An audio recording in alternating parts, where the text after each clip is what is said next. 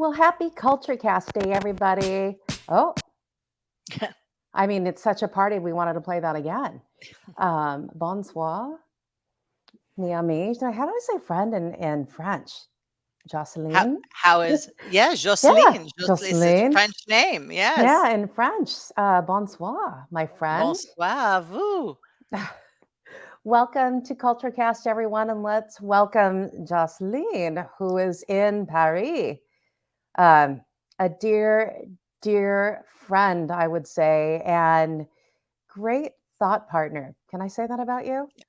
I would love to Yeah. hear you say that about me every day. I will Aw- just wake up and record it and have it play Awesome. back in my ear. Awesome thought partner. We're here to talk about culture. And as I was inviting Jocelyn to come and be a guest on CultureCast, what I thought about was who is the woman behind the woman as I think through the vision for being a culture master and activating hyper growth and turnaround in business through evolving and creating diverse and inclusive cultures. That is the work that I've done with you, Jocelyn. And so I Mm, feel like in order to be a culture creator, I think there's a lot of inward work. And I say this all the time when I mentor people, it's about getting right with you, right? And I'm not a pro like you, but I think about um, in the book that I'm writing, and I think about culture, I always think about honor who you are and where you came from and get really clear about that and clear about your values and who you are, what you stand for, and what it is that you want to do. And I think that's the work that hopefully we'll be talking about today, which is a precedent to living and driving culture. mm. So, welcome. What do you think of that? I think that was a big thought, let's put it that way, and we could take it apart and spend the whole hour talking about it. And I just want to say I love working with you, Marisa. And I like that thought partner. The times, the months that we've been working together has been like a transition for you, and for Yeah, me, it's been like watching you take flight. It's like being a midwife. I have the experience I of being love a it. midwife to what you're Yeah. birthing. So yes. Yeah, I totally agree. But before we jump in and unpack all of that, let's talk about you. You've got like this really cool journey that every time I feel like I know you, I learn a new tidbit. So instead of me blabbing it all out, I'd rather you talk about how did you end up like, where did you grow up? How did you end up on this pathway of really coaching and being a thought partner to thousands of leaders around the world? Well, I would say my transformative journey, that's what I would call it, Yeah. started when I was 11. Okay. And that was the first time I got a glimpse of what I call being unmessable with. And that was my mom. My parents were separated and they were getting divorced for sure. And my mom was sort of the victim in the Yeah. situation. He was kind of the bad guy, he had cheated on her and blah, blah, blah. And then she was sort of at the effect of it. And then she did this transformative workshop and she came out of it like a different human being. She was so powerful and so able to create. She was no longer reacting. She was just Yeah. creating whatever she wanted to. And, we were living in Los Angeles at the time, but I'm from New York. And she said, I'm taking the kids back to New York. And my father said, no, you're not unless you get a job and an apartment in the PS6 district, and it's got to be under a certain amount per month. She's like, Wow. here, take the kids for 2 months, I mean, 2 weeks, and I'll be back. So she came back. And he's like, well, I hope you got that out of your system. I don't know why I'm talking like that. That's not how he sounds at all. Like you've met him, like that's such Right. a weird accent. I'm like, Groucho Marx is now my father. But in any case, she came back and he said, I'm glad you got that out of your system. And she goes, yeah, I did. We're moving at the end of the month. I got the apartment. I love It's it. in the PS6 district and I got a job and we're going. And he did a double take. And a year later, he did the same transformative workshop and they got back together. Interesting. So 65 years they just celebrated of being Well, together. congratulations, mom and dad. And I'm curious, Mhm. transformative workshop, what was it?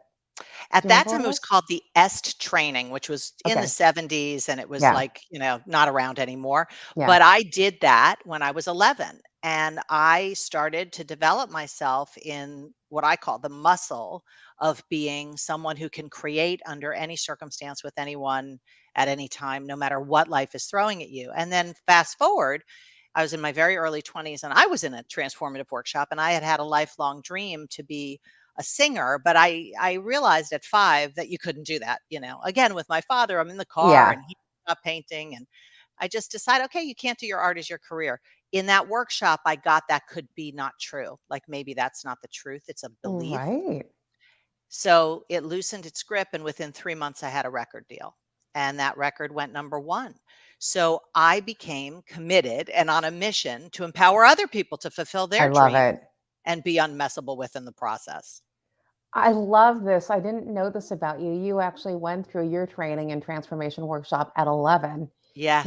following your parents. And no wonder it feels to me that it's just such an innate kind of natural thing that you do, like how you engage, how we have conversations, whether it's professionally or personally. I think it's amazing. And let's not let that slip. So you were a pop singer.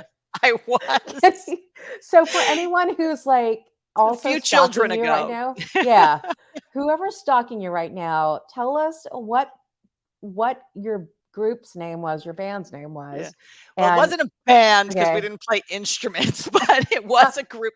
We were the female New Kids on the Block. That's Oh how my long ago God. it was. Yes. And our number one song was called That's What Love Can Do. And the group was called Boy Crazy with a K. I love anything with a K. Right on, Yes. boy crazy. So Yeah, look it up, everyone. That's it was a awesome. trip. There are videos. It's pretty frightening.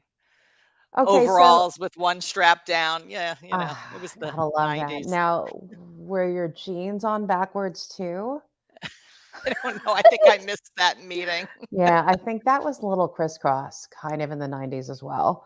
Um, so, okay, so you proved to yourself that you can create, and here you were, like you wanted to be a singer, you became a pop singer, Boy Crazy band, literally in a band called Boy Crazy, and a number one song. Yeah. And then how did you get back on this path to, well, I'll be a corporate guru? Yeah, Well, at the same time as I was pursuing the record career, I was already getting trained to lead seminars. I was leading seminars. I was, very young when I started leading transformative seminars for people, for groups of people. yeah. And I was leading courses at a company called Landmark Worldwide. So Hmm. I was leading the advanced course, the forum, and I did that for 30 years. And Wow. I helped, design courses, and I trained people to lead those courses. So that was a big part of my journey. But concurrently to, parallel to that, I started an entertainment company back when I got the record deal. Right after I left Boy Crazy, I started a management company. So I managed the careers of actors and recording artists to empower them to fulfill their dreams in the Oh, entertainment wow. industry. So I was developing myself both as a manager, which is really a coach for somebody's Right. career, and then also working in transformative workshops, leading for hundreds of thousands of people over the years. And I was a spokesperson for Landmark, and I started a nonprofit to work with leaders that Yeah. were committed to causing sustainable shifts. So I developed a curriculum with a woman who was a mentor of mine from the United Nations named Dr. Monica Sharma. And we developed a curriculum called the United Global Shift Technology. And we worked with leaders for, I guess, from more than 20 countries Oh my to goodness. empower them to design their initiatives in a way that caused sustainable results rather than band aid solutions. Right. I love that. And there's such a thread throughout everything you're talking about. First of all, having your own entertainment management business and helping to cultivate this young talent and empower them to really go for what it is they're dreaming about from an entertainment career. And then, spanning to the UN and helping other countries and governments, organizations create sustainable change. Amazing. Yeah, the whole So, the holder of all of it yeah, is empowering people to fulfill their vision, their dream, their purpose, and developing people's ability to be unmessable with no matter what life throws at you. Because it isn't about having perfect circumstances. God knows I don't have, and you and I yeah, know we right. have all sorts of circumstances in our Yes. life. It's about not being hooked, not having to go down that road of being reactionary or, down for the count or stopped or thwarted. It's about being able to stay in that space of creation, vision, up and out. What action's going to fulfill that vision Yes. no matter what? And that's how I coach you. That's how I coach anybody. That's Yeah. where my eye is. I love this being unmessable with. I think it's a unique trademark of yours and a statement that you really live by. How did that come up? Was it when you were 11? Like, is that It the whole? wasn't the Okay. sense, the flavor was there for sure. Okay. Whatever I saw in my mom, I'm now calling unmessable with. But where I got Got the it. word from Yeah. was from somebody who I introduced to you, one of my mentors, Richard Condon. Yes. About 25 years ago, we were on a call with a bunch of people, and he said, "Oh, you're just messable with," not to me, but to somebody else. And Sure. I said, "That's it. That's the word I've been looking for.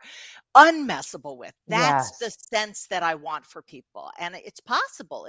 But it's a muscle. Oh my God, somebody remembers that song. You must be old like Oh me. my God, Nicole.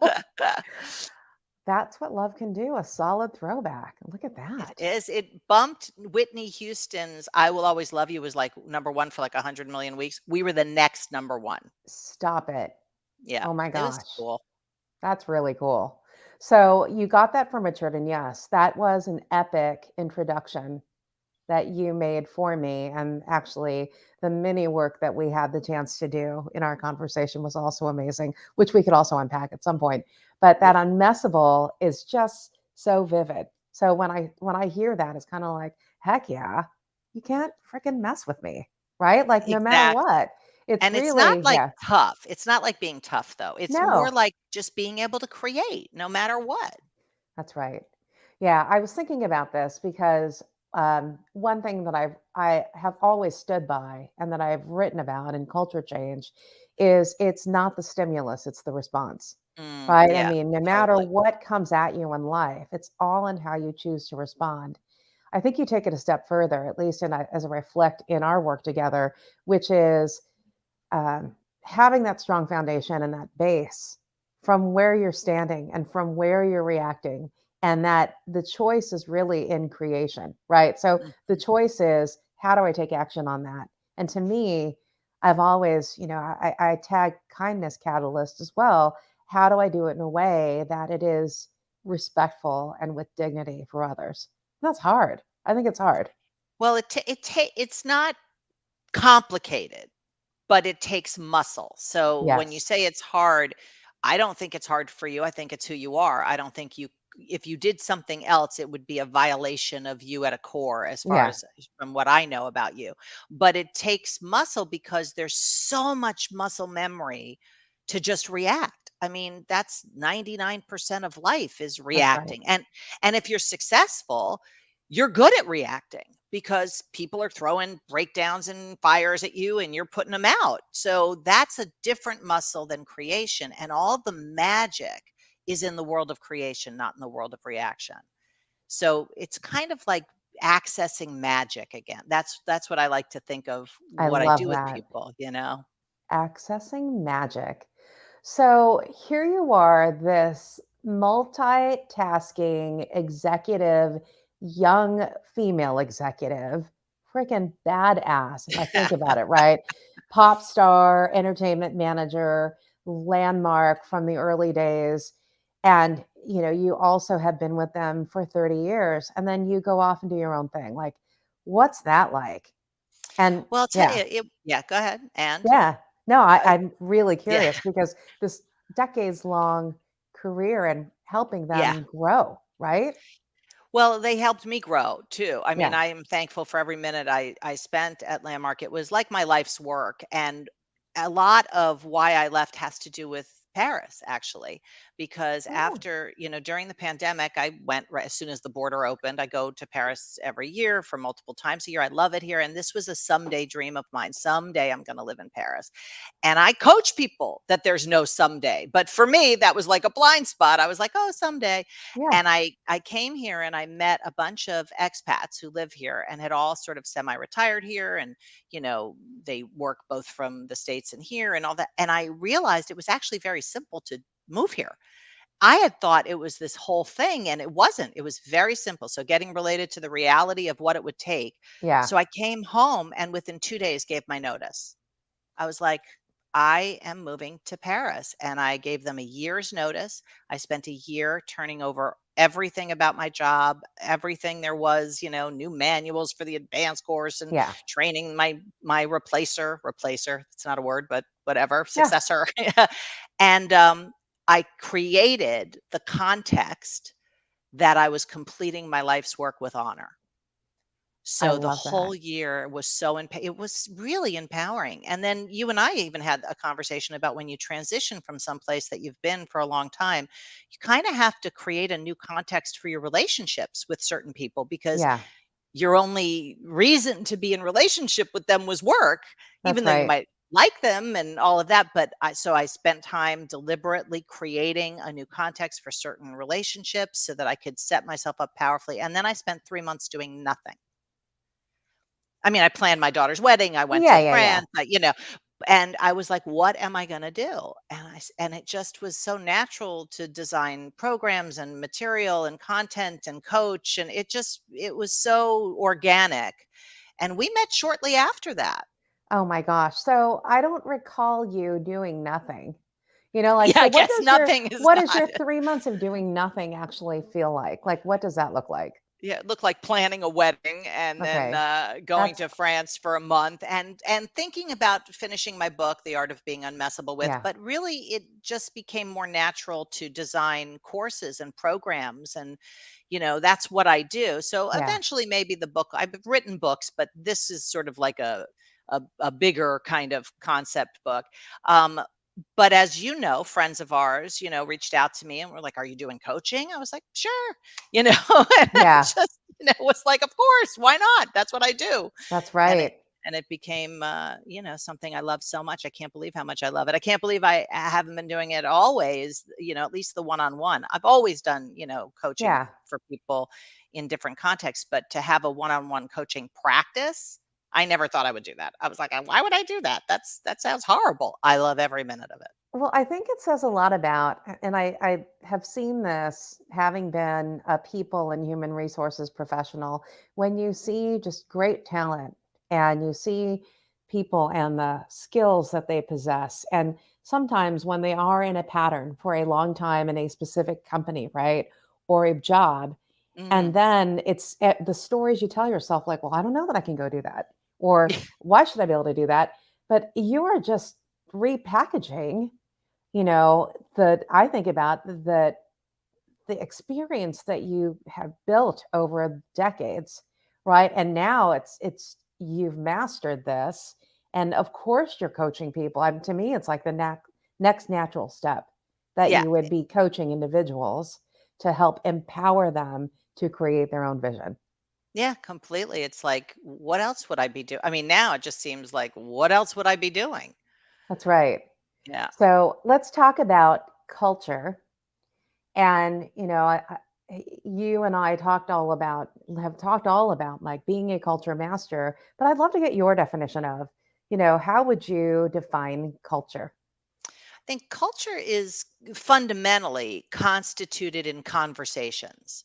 So it's linguistic by nature.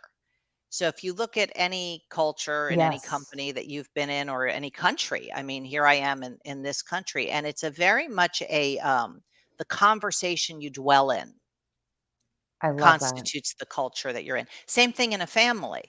There's a conversation that people dwell in about, what it is to be a woman or what it is to be the oldest or what it is to be a daughter or a son, and that's a cultural conversation that you exist in at the level of family. So you take it out to any level, whether it's company or country or world. I mean, the human culture. So I think what's great about that though, Marisa, is conversations can be transformed. So culture can be transformed.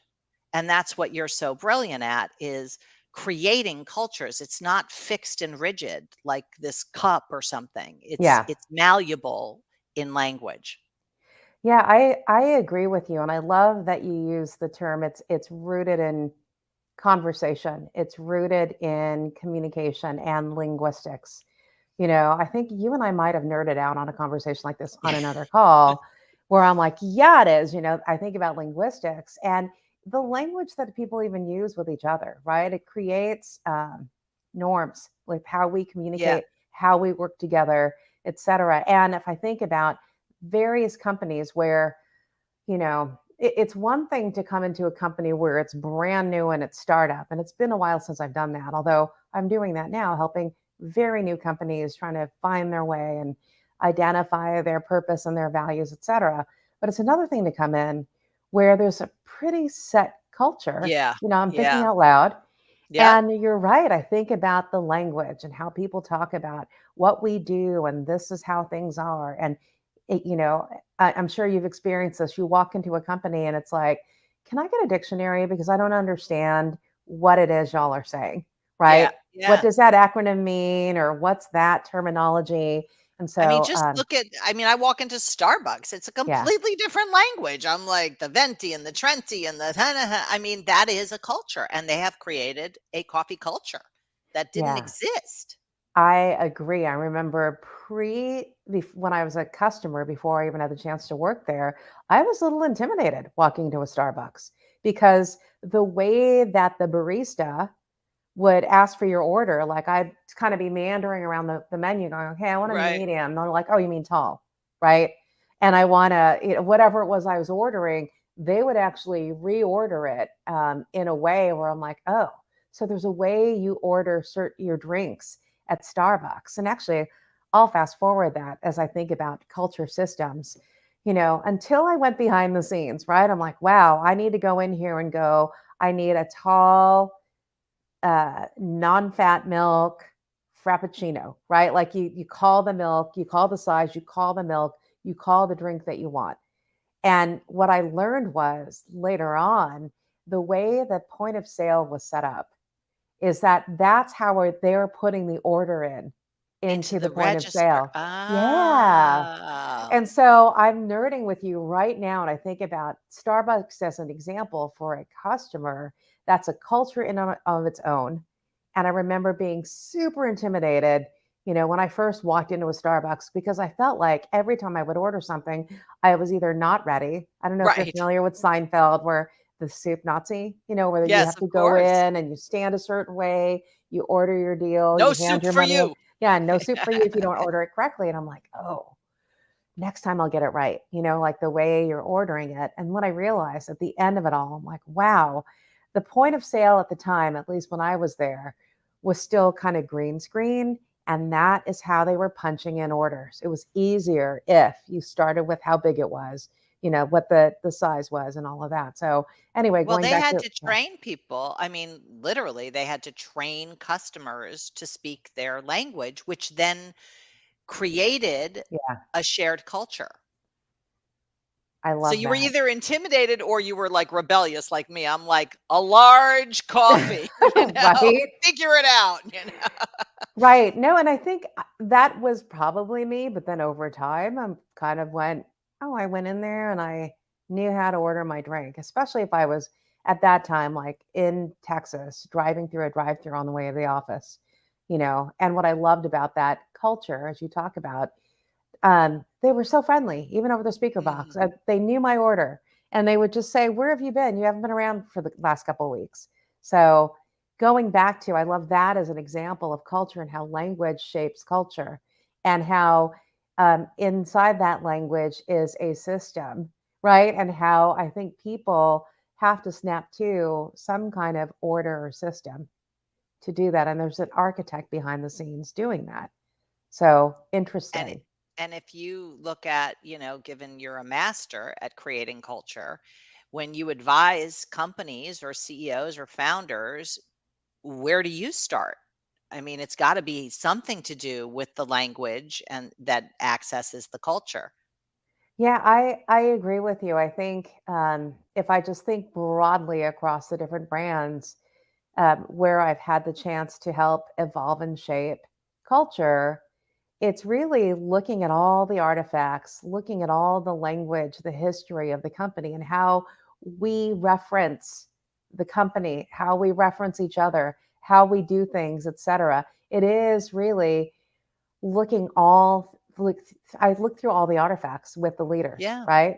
And so it's interesting having a conversation about that and what's germane or what's true to the heritage of these companies. What do we want to preserve that's really true to who we are and why we are, And and values and your mission, and yes, sometimes that language has to be thrown out and updated or tweaked because it's not consistent with the actual walking the talk. that's right. And I think you're right. I think it goes from that conversation. And I think the step before that I've experienced, so I'm giving everyone my secrets right now, is really it turns into a conversation if you think about the leaders, like literally the CEO and her or Yeah. his direct reports, like it turns into a conversation about what we expect from each other and how we work together, right? How are we going to do this? And typically, I've walked into organizations where it's do or die, grow Yeah. or die, right? And so, how are we going to do this together? And then I think that evolves into a conversation of, all right, our language, our imprint, our feeling to attaching it to what this company's all about. So, to your point, how do we walk our talk, but also stay true to this value or this purpose and mission for the company? So I think it starts there, but you are absolutely right. I think unless you give the organization a framework Mhm. from which they can reference, right, and then they can also see themselves in. You're right. I think it's so huge in terms of language, and I see that this is such a good comment that Kristen's making. The conversations you carry and the words you choose are powerful. I love that. Right on, Yeah, Kristen. very Um, cool. very cool. And so when you think about language, and if you think about your own journey of Mhm. culture, what were the major influencing events for you that shaped culture for you throughout your journey? Well, I would say definitely being someone who for 45 years has participated in a transformative language. I mean, the Yeah, language of transformation is very distinct from the language of change. Like things like, well, let's do this better, or let's do more of this, or yeah, let's do it different. I don't really engage in that kind of language so much. It's all from creation, from declaring, from yes, using your word to create, not describe. And that is a different use of language. You could use your words to describe this cup or this microphone, but there's a different use of language, which is to create commitments, create accountabilities. If you look at any job, a job description hmm, is completely created in language. So it's like you are crafting, you are authoring what this accountability that you are now being paid for is, and what are the metrics, and what are who are you going to communicate directly to, and all of that. It's all this whole conversation. And there are so many times when I work with founders, especially, that the culture of their company is not what they want. Like, this culture is just, they're not being accountable, they're not. And I'm hmm, like, well, where do you think that's coming from? Because you haven't created a yes, culture of accountability. And that's right. it takes intervening in the predictable sort of flow of how things go, because cultures, if they're not created, they get created by default. That's right. I agree with you. I think that's when people, and I think they get created by default. And, I don't want to go off on this tangent, but I think there's this evolution now or this revolution that is happening in corporate culture today, where I think the thinking of newer team members coming into the organization, they really are very careful about the culture they're walking into and how it's created at the top. So, to your point, and sometimes people walk in and they go, wow, this culture needs a lot of help. And maybe the experience could be the leaders at the top weren't proactive in Right. creating, this accountability and expectation around certain things. And so, which I agree with you. And I think leaders have to define and declare, all right, well, what is it that I want, to happen in this company? And how do I build that into the language of the purpose, the vision and our values? But I think the revolution that's happening, which, the space that I love playing in is how do you also give agency to everyone in the Yes. organization that they have a place in putting their fingerprints, And a voice. Yeah. yeah, and a voice, right, in shaping this culture.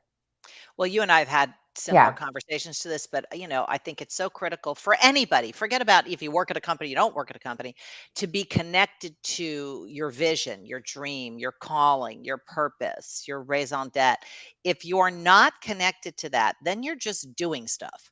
that's you right. know, and whatever to get a paycheck, to increase your stock price, to whatever. But that's not really what people's vision is. Yeah, maybe you want to increase your stock price, but why? Like, what is it that a higher stock price is going to make available other than money? Yeah, What is that going to provide in the community, in the world, in your life, and, for your family, whatever, that's where your right. vision is.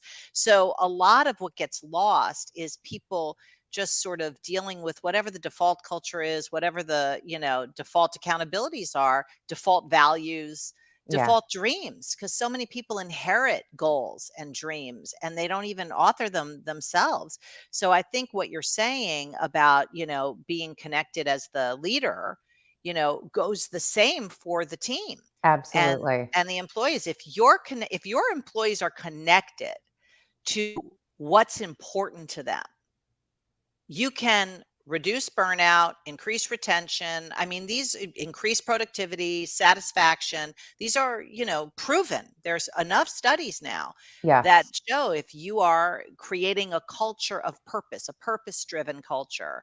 And that's, the work that I do with companies, but also individuals, because it's the same thing in your marriage. that's It's not right. just at the office. I agree. And actually, I would love to jump into this, how we started this conversation around, there's this foundational work that as an individual, I know I needed to do. And as I coach others as well, that they need to do is just to get right with themselves, right? And whatever that getting right is, and getting real clarity around, all right, well, who are you? And what is it that you believe in? And I'll say specifically, what is your calling Yeah. and what is your mission in life? It's not only about today, but what is my purpose? And so I think you do that brilliantly. Um, and then of having met a couple of your mentors, no wonder why, right? It's amazing. But I'd love for you to talk more about that, since I know there are people who are listening to this, watching this, who are just like, all right, well, I'm curious about what it's like to work with a coach, because they've worked in organizations where it's like, hey, let me assign, a coach for your development, which is different than, I think, okay, I sought you out, right? And Yes. it's kind of like, Yeah. I'm in this transition space and I need a thought partner, I need help. But then I'd love for you to talk about that work, what that is, before you can think you can go off and create, right? So, Yeah. yeah, Well, I think for some people, they have incomplete items from the past. So especially if you've had a successful and not successful career, whatever. You've had a career, you've had a relationship, you've had anything in the past that isn't resolved and complete will carry through to the future. So you'll be bringing that to your next job. You'll be bringing that to your next chapter, your next relationship. yeah, So the basic first step is to get complete with whatever's happened so that you have a clean space to create from, because creation requires a condition that allows for creation. And, if you're a painter, you need a blank canvas. And mostly there's a lot of stuff filling up the space. yeah, So the first thing I do and ongoingly do with people is get complete whatever's in the space. Oh, what's in the space? Okay, let's dismantle that. yeah, So I call that unearthing what messes with people, dismantling it. Really disappearing it is the ultimate end game, but yeah, dismantling it enough so that it no longer has a hold on you, them, yes, yep, and then creating and really pre-creating a space you're going to come from in the next interaction. Like if you're going to, go into a conference and you're speaking at a conference, I'm not talking about you, but I'm talking about anybody Yeah. speaking at a conference, you're going to create a space you're going to come from, because you know that typically in those situations you get hooked and people say things, or you get nervous, or you're self-conscious, or you have, some sort of limiting belief about yourself, or whatever it is. So we do the work to pre-create something so you don't have to be scrambling in the actual heat of the moment. Yeah. I love that. And actually, I love that you said it is about when you're moving on to next, that what you're moving from. And I love the metaphor of a blank canvas, right? Like, come complete with that. And Yeah. I like unearthing those things and actually disappearing those things. I love that you said that too. That that so that you are unmessable, right? Yeah. So I love that, right? So it's like whatever story you're telling yourself, now this is me talking to me about Right. whatever situation, you know, it is just like, all right, finish that thought, park it, and just come complete with it, right? And, Perfect. Yeah. for me, it's all about, okay, what did I learn from it? How did it become valuable to me? It happened for me in terms of the learning and the experience, etc. And then just, then letting it go. Yeah. I mean, what are you going to do? First of all, it happened in the past. It is not Yeah, currently happening. What are you going to do? You can't go back in the past. You're not Superman flying around the planet backwards. that's You can't right. change it. So it's like you're either going to, and I don't mean like accept it. No, you're either going to create, yeah, I did that, or I didn't do that, or that Yeah. happened, or that didn't happen. Now what? Now what? Exactly. What is your vision? And a lot of people, when I first start working with them, their vision is obscured because they're so busy dealing with stuff, like Oh, looking yeah. down and in versus up and out. So it's like, okay, what's your vision? What's your intention for that meeting? What's your intention for that interview? What's your intention for that, that website that you're designing, whatever it is. So let's make sure that your actions are going to fulfill on that, and your language is going to Yes. fulfill on what you're creating. And that's really the game. It's like, and it's not like it's ever handled. There's no top to this mountain, because there's always the next thing that's going to mess with you, Right. So it's like, okay, let's take that now. But if you brush your teeth every day, it's this is a bad analogy now. I can feel it falling apart. But Oh, something like, if you no. if you don't brush your teeth every day, then it's harder to get the plaque off than if you brush your teeth every day when there's a little plaque that comes off. I probably won't ever use that analogy again, but Yeah, I hear you. I think it's that pathway to mastery. mhm. Even using that word master doesn't mean that it's an end all be all, know No. it all. It's actually the recognition or acknowledgement that there is deep experience, in whatever the skill is, right? Whatever the specific skill is. Like, is there a technical definition out there? 25,000 Master, I hours? think it's 10,000. What I've 10,000. heard the Okay. most, 10,000 hours to consider yourself a master. However, in Yeah. my experience, because I've dealt a lot with this Yeah. whole world of mastery, anybody who is a master, if you ask them, so do you know everything about the violin, or Yes. do you know everything? They will say, absolutely not. I know less Absolutely now not. than I did when I started. Yeah, because it is a mountain with no top. And the That's right. joy of it is the discovery. I love that. And it is the joy of it. And I think about in the context of an ever dynamic, changing environment, in this world. And now AI is a new hot conversation with everyone that I've had. It's like, oh, how am I going to work with AI? It's like, get in there, right? Like, Yes. get in there and figure it out and what it means to you. And how are you going to like roll with it, right? Um, If you that's a game you wanna play. I mean, it's like it is sort of becoming the culture, if we wanna talk about culture. So it's like you're either gonna get on the train or get left behind to some degree. But, I think people have so much power that they don't tap into. And I really want people to have that unleashed for them. Not like power like, but like power to say something and have it happen. yes, I love that.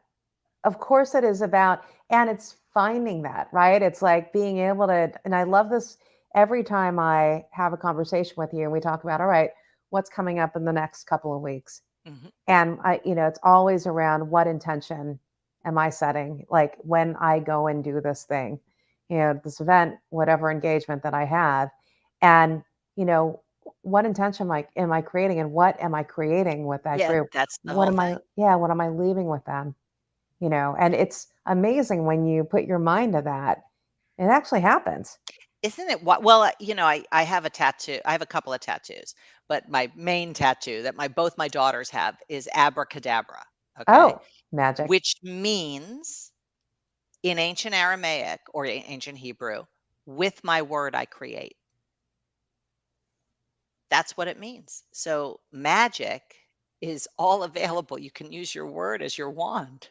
I love that. Yeah, me too. Abracadabra. Oh my gosh.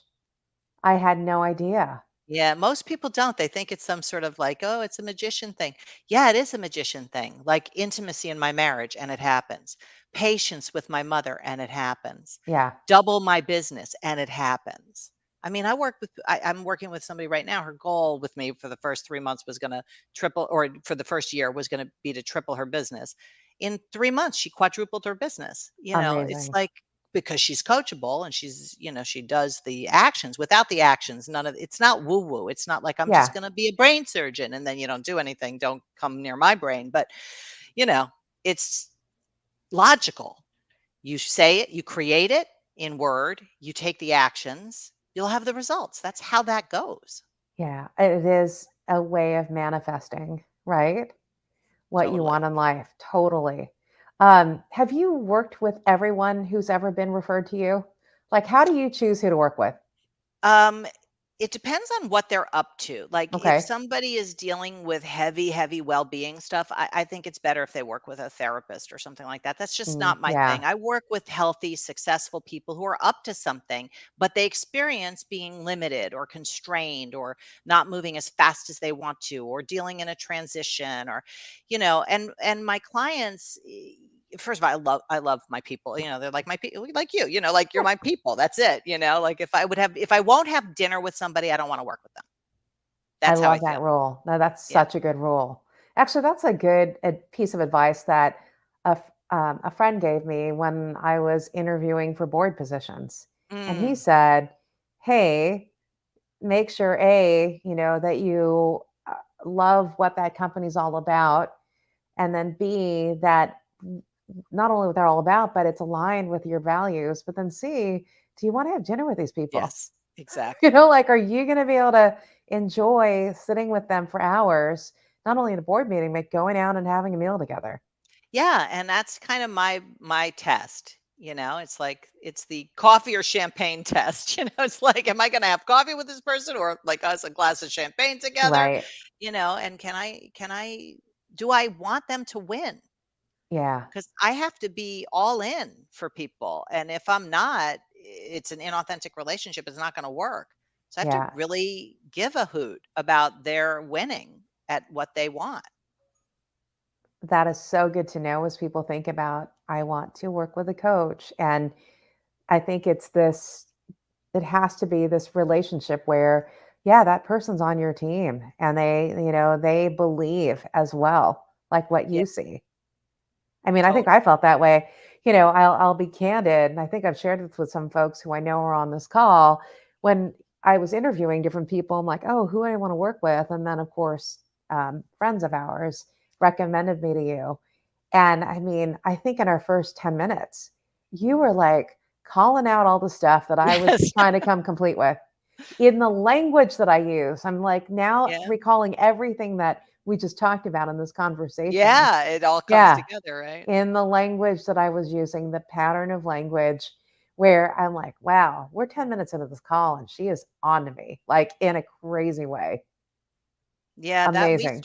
we hit the ground running. I mean, we definitely did, you and I. Yeah, pretty amazing. Yeah. Um, well, I think about, I always ask people for advice. So when they leave this conversation, if it's about how do they go forth and create, right? What is the one piece of advice that you can give people who are listening on this call how they can go forth and create? Let me give you like the most straightforward, less complex, right? Okay. Use promising as a tool to create. Because if you think about it, a promise is a creative speech act. When you promise something, Yeah. it creates something that didn't exist before. If I promise I'm going to meet you in Paris Yeah. for lunch, now there's a future that wasn't going to happen anyway. So promising in itself inherently is a creative act. And I recommend, and I live by this. I mean, I have promises that I have had for 25 years Oh, wow. that I true myself up to. I promise to never make anything or anyone wrong, including myself. That promise has altered the space, the culture of my life, the culture of my business. Yeah. I promise to develop people's ability to be unmessable with. I mean, that's like my guiding star, Yeah. I don't fight with my husband. We've had 5 fights in 30 years. And I just don't do that. That's not who I am because I said so. My word, abracadabra. So Yes. I would start with like small promises, maybe I'm going to make 5 people smile today. Something that's going to intervene in the predictable day. Just start using your promises and see what happens. I have a free promise game on my website where people can do it for 5 days and test it out, but you don't even need to do that game. Just do it yourself. Right. I love that. That is super easy. Make promises and actually start small and, Yeah. in a predictable way. And I love that. Promise to Yeah. make 5 I people smile today. Yeah, that's so simple. Or I promise to have my husband feel appreciated today. Or like you could promise to acknowledge somebody in your life for the difference they made for you. I mean, you could create killer promises that create Yeah. a space that you want. You want the space of appreciation, create it. You Yeah. space of joy, create it. I love this. And this word that you use over and over again too is create and creation. And, I'd love for you again, there's the promising part. How can people remain in that space? And I know it takes more than just one piece of advice, Yes. but like to think about what does it mean to be in the space of creation? Yeah. Well, first you've got to notice when you get messable with. Most people are unconscious to it. So the Yeah. first thing I would recommend and I coach people in is to notice, okay, what are the red flags to tell you you're now reacting? Yeah. Does your chest get tight? Does your neck get red? Do you start overthinking things? Like what's the actual manifestation of being messable with or being in the world of reaction? Because then you can catch those sort of signs before you go too far down the Yeah. road. So you could do it like, what are the triggering events? Like, I know when I'm with my mother-in-law, it's going to be a Yeah. situation. So you go on the hunt for those kind of messable with moments. But I would find the red flags so that when you see it, you can shift to what you've pre-created. So I'm going to come Yeah. from a space of patience or, appreciation or joy or, loving or whatever you create. It Yeah. doesn't really matter what you create. It's that you created it that has the power. I love that. And it's identifying what those triggers are ahead of time and Yeah, then committing to, all right, what am I going to create or how am I going to choose to react to that situation? Because it's already something that I've made a promise to do. Now I'm thinking that's about right. that. Like, Yeah. I'm going to promise, and I do this all the time, with my family, like, and this, I know you just do it with me, yeah, when I spend time with my parents specifically, and I know there's certain promises that I make when I know I'm going to be hanging with my mom, right? Coming from a place of love, and That's I think right. about that just and appreciation for her because, that's she's raised me. And so, But you yeah, could build a case for a whole other reality. It's all the lens that you're looking at life or a person or yourself through.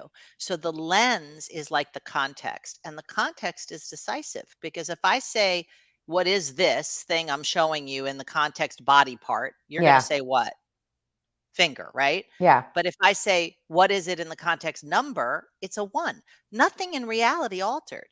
What altered was the context, that's which right. lives in language. I love that. I was sharing this with a friend of mine. I was mentoring someone yesterday, and we were talking about a situation that he, that he didn't expect. Right? I don't want to get into his whole Right, story, sure. but then, and we were talking about conflict and Mhm. context, and then he used the word contrast, where he's like, "Oh, that person just brought a different contrast and how I would look at it." And so I think when he thought about it in that way, he goes, that's not conflict. that's just contrast. And it brings out a different color that I Totally. probably would have brought up. And so when you said that context, it could be the same object, but it just depends on how people experience it, right? It The lens gives you the The experience. lens. So if I Yes. have a lens for my grandmother that she's mean and she says, "You never call me," that's gonna be like, "See, she's so mean." But if I have a lens for my grandmother that everything she says means she loves me and she says, "You never call me," I hear that as, "You're right, I haven't called you in a really long time. Are you okay?" Like, because she Yeah, loves me, she wants to hear from me. that's right. That's so good. Now I'm like, it's language, it's lens, it's context. There's so much to take away. Um, I do want to get into some pop culture though, since you are sitting in Paris. Yes, I know. I think I'm afraid of what you're gonna ask me because I'm so not developed in this area. You are a true What? master. I mean, no, you are the master. So I think about, I always ask people this question, and I love pop culture, anything culture, and I love to hear what people around the world are into these days. So I'm sure you will tell me because I'm not living in Paris. So, like, what are you and your husband, Michael, doing Yes, these days? Like, what's your favorite thing to go do, see, eat, Well, where? I mean, food, now whatever, you right? got Yeah, forget it. That's yeah. a world that I do partake in. So we are big foodies. We love all things food in France, but everything tastes better here. So we have an outdoor market right across the street from our house, which is the biggest outdoor market in Paris, and we shop there for everything. So we have, he's cooking for me in the other room right I now. I'm going to be love having it. dinner after this. And I just started hot yoga about 2 months Oh, ago. So this is my new sort of I'm a little addicted, I have to say.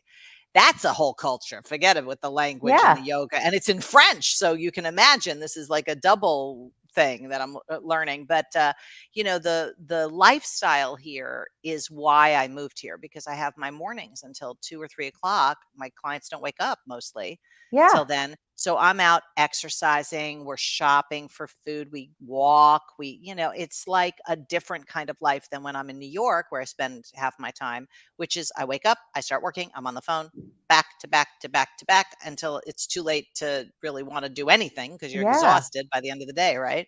So yeah, I'm really into lifestyle now and I'm coaching from that perspective too, making sure that people have time to recharge and do things that nurture their soul. I'm brought it into my coaching um, in a big way because it's made such a difference for me. That's amazing. See, I think about what are you doing these days? You are actually experiencing all that Paris is and actually creating this amazing lifestyle. And I hadn't thought of that until you said it. Like that have the chance to spend time for you and your family in the way you want to, up until when it's time for you to turn it on and go to work, because your clients are all in a different time zone. They're sleeping. But, for most of my day, I have like 2 days every day, but it's great because I'm fine Yeah. with working till 10 o'clock at night. That's no problem for me. But now I have like this parallel pathway to nurture my soul. Coaching people nurtures my soul. Creating content nurtures my soul. But walking nurtures my soul. And now Yeah. doing yoga and listening to music and sitting at a cafe and having a cafe creme and you know, it's Yeah. I it's think really fulfilling. I think it is fulfilling, and I think it goes side by side with in coaching, right? And in creation, part of it is yeah, come complete with what you're transitioning from, but then there's this whole point around taking care of yourself, right? And nurturing yourself. Take and that before you can take care of others as well. Yeah, and I think that's the first thing that goes from every single person that I've worked with, although more women than men, the first thing that goes is their well-being. They stop tending to it because they're, busy getting stuff done. And Yeah, especially women executives, it's like having it all doesn't mean doing it all. And people confuse those two things. So I do a lot of work with people to separate those two worlds so that they can see that delegating and empowering other people and building a team is critical yeah. when you wanna be somebody who has it all because you can't do it all. Very true point. Yeah, and I love that you pointed that out. Having it all doesn't mean you're doing it all. And I think it is about creating a time and a space to set intention on what it is you want to do and then go and accomplish it. Amazing. Well, Yeah. I'm gonna wrap us up with this final word, which is abracadabra. Your word Oh is your my wand. goodness. Your word is Yeah. your wand, everyone. I Say thought you it. were gonna ask me about fashion. That's what I was afraid of. I was like, because you're Well, no, so it's like, fashionable. well, I was just going to ask you, what are you loving these days? You know, and Yeah, oh, I've right, kind of then I'm broadened good with it. that. Yeah. And Yeah. although, I mean, I think we just have a couple minutes. Here's what I love about you, too. I think, remember when the last time Michael and I, my husband and I went to Paris, you're like, oh, here's all these restaurants. Right. Yes. And I think you gave me like this 3 or 4 page, just high level recommendations on where to eat, what to do, etc. I mean, you were dialed in. And the fact that because we got food poisoning, we had to reschedule like this Michelin starred restaurant for lunch. And it so ended up that we ended up dining there on a day that you were there with your family. Like we sat down with our family That was and bizarre. yeah, it was crazy. Like not even 10 minutes later, you come walking in. Abracadabra. Yeah, abracadabra. And I think one thing too, before since we have a couple more minutes, that I love too is this whole thing about when you put the words out there. I talk about the universe, Yeah. right? The universe has a way of listening, Mm. and things end up coming back to you in the Well, way it's that you are. energy. I Yes, mean, words are energy, and you say a word, it has an impact in life, in the world. that's right. We will end with that. Words make impact and words have energy. So, abracadabra. And thank you so much, Thank you so Josselyne. much. I love you, and I Ah, love talking I to love you you. Oh my anytime. goodness. Yes. Thank you for joining us. And thank you, everyone, for joining our Culture Cast. Oh, how can people get a hold of you, Josselyne? They can go to my website, which Okay. is theartofbeingunmessablewith.com. I love it. The art of being unmessable with.com. I know you can also stalk her on LinkedIn. That's pretty easy. I think I see you on Instagram as well. Yes, Facebook, Instagram. I know Facebook is not the hip place, but I like Facebook too. But yeah, Insta, Facebook, LinkedIn, all the things. I love it. And I hope for those of you who want to join us next week with our next Culture Cast, we will be meeting up with Brenda Sue, who is a writer. She's written on hit shows like um, How I Met Your Mother, and most recently has written this Disney Pixar film that's out right now called Elemental. And so Brenda Sue will be with us next Thursday, July 20th at 11 a.m. Pacific. So come find us, everyone. And Josselyne will say au revoir, Au and we'll revoir, tout say au à revoir l'heure. to everybody else. All right. Ciao, everybody. Good Take care. night. Bye.